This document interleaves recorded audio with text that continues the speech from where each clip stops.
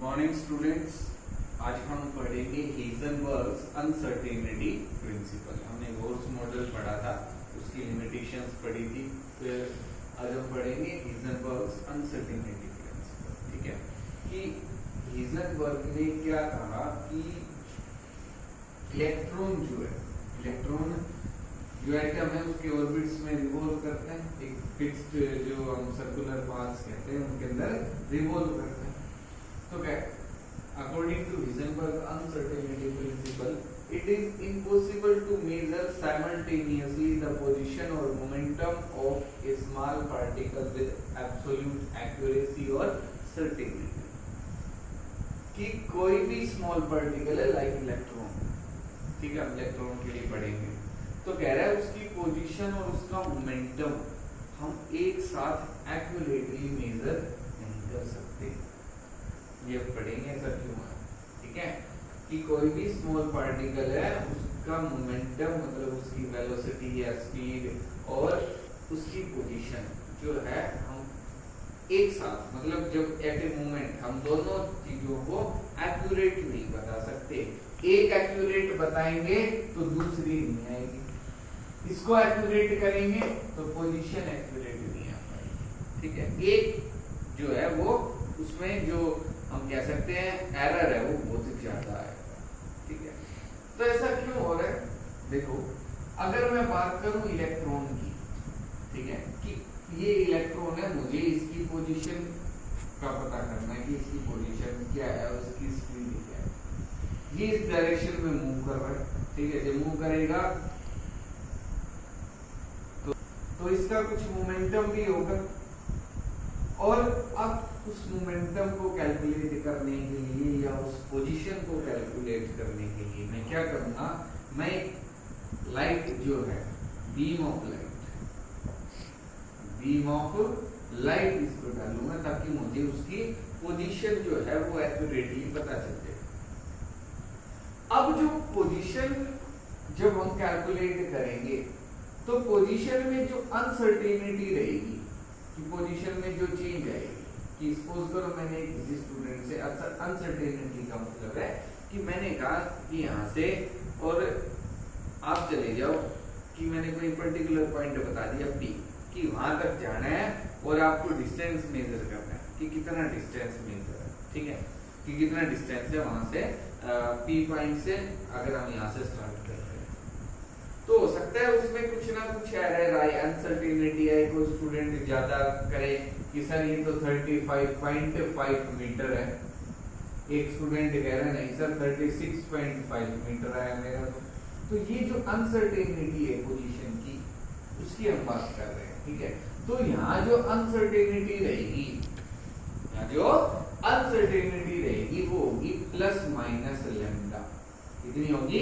Plus minus lambda. देखो ये एक सर्कल है, ठीक है, मैंने कहा किसी स्टूडेंट से कि ये पॉइंट है A और ये पॉइंट है B, इनके बीच की डिस्टेंस कैलकुलेट करनी है और आपको इस सर्कल से बाहर नहीं जाना है।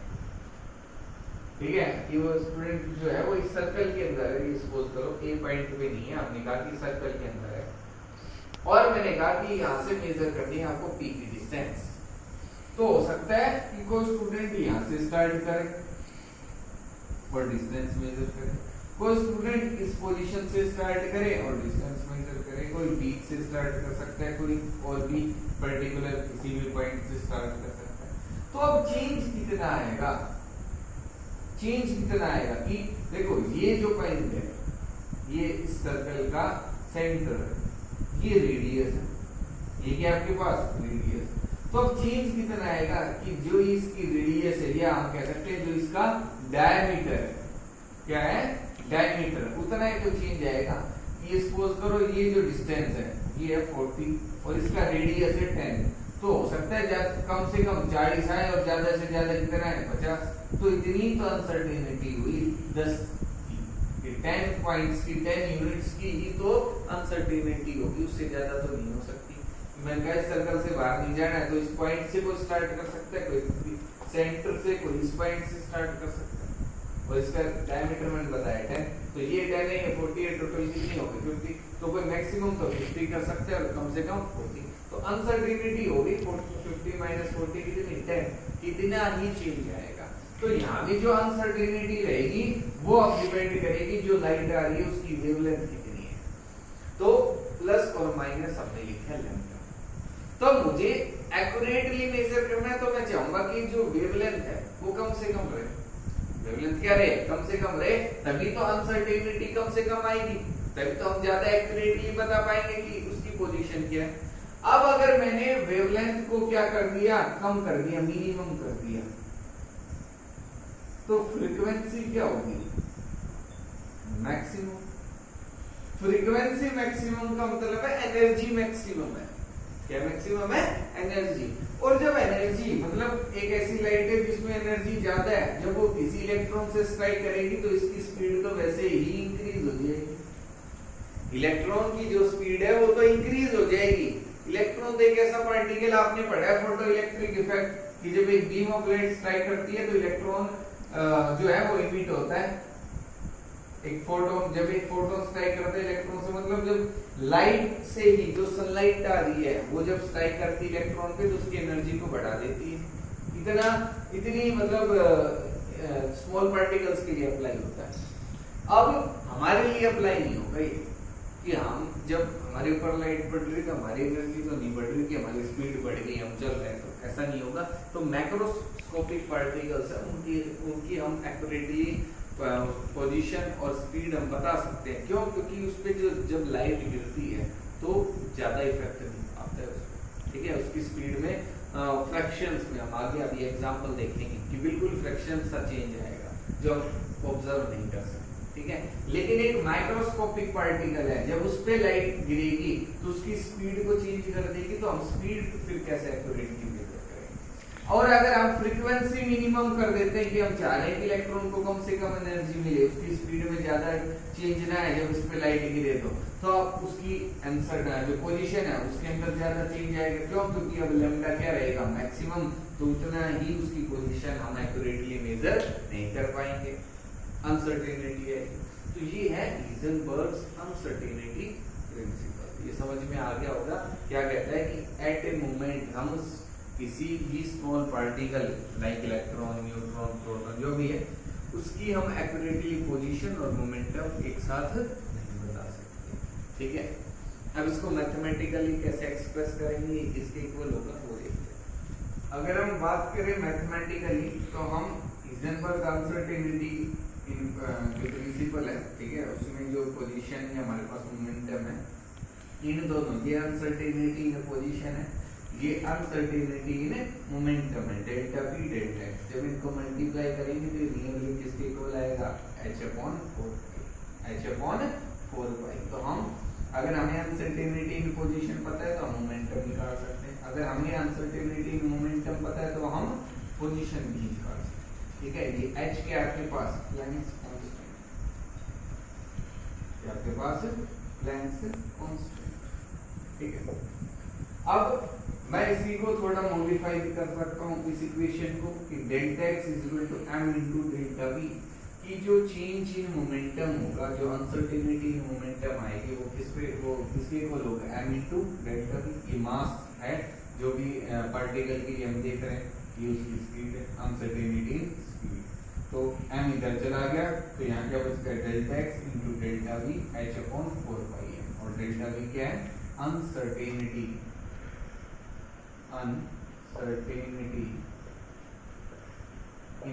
इन वेलोसिटी में कितनी अनसर्टेनिटी है, मतलब उसकी स्पीड में कितनी अनसर्टेनिटी है वो हम बता सकते हैं, ठीक है। तो आसान है, इससे रिलेटेड क्वेश्चंस भी आते हैं। तो कैसे क्वेश्चन आ सकते हैं एक बार वो क्वेश्चंस देखने से पहले एक बार हम सिग्निफिकेंस को देखते हैं। इसकी जो सिग्निफिकेंस है वो केवल मैक्रोस्कोपिक पार्टिकल्स की, ठीक है। जो मैक्रोस्कोपिक पार्टिकल्स हैं उनके लिए हम जो अनसर्टेनिटी है पोजीशन की या वेलोसिटी की वो हम ज्यादा नहीं देख सकते, ठीक है, क्योंकि उनमें वैल्यू बहुत ही कम आती है। फॉर एग्जांपल अगर मैंने लिया है कोई सब्सटेंस है जिसका मास है 1 मिलीग्राम, कितना है, 1 मिलीग्राम, मतलब बहुत ही कम है। 1 ग्राम आप सोच सकते हो कितना होता है, 1 ग्राम। अगर मैं बात करूँ इस मार्कर की तो इसमें 10 से 20 ग्राम के बीच में वेट होगा। अब इसमें अगर आप 1 ग्राम लोगे तो बिल्कुल छोटा स्कूप आएगा। और मैं बात कर रहा हूँ 1 मिलीग्राम की, मतलब उसमें से भी आप बहुत ही स्मॉल क्वांटिटी लेनी है। वो किस में आ रहा है, और वो भी मैक्रोस्कोपिक में ही आएगा, अभी माइक्रोस्कोपिक में नहीं है।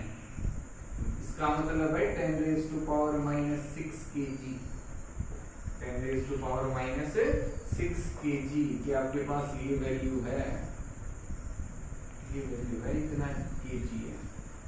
तब भी हम इस इतना अगर कम मास है उसके लिए भी मैं अनसर्टेनिटी को जो पोजीशन है वेलोसिटी है वो नहीं देख सकता उसमें।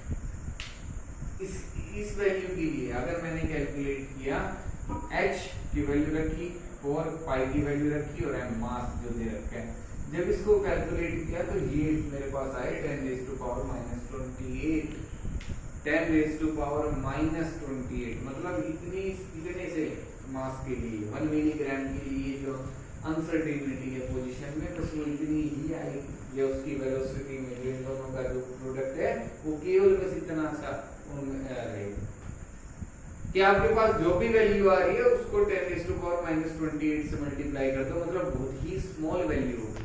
आप जो आप एरर देखोगे वो बहुत ही कम होगा, आप ऑब्जर्व भी नहीं कर सकते, 1 मिलीग्राम के लिए भी नहीं कर सकते। इसके लिए 1 मिलीग्राम के लिए मतलब इतनी स्मॉल क्वांटिटी के लिए तो हम माइक्रोस्कोपिक पार्टिकल्स की लिए इसको अप्लाई कर सकते हैं। क्यों? फॉर एग्जांपल अगर मैं इलेक्ट्रॉन लेता तो मैंने यहाँ जो मास है बस इलेक्ट्रॉन का रख दिया कि 9.1 into 10 raised to power minus 31।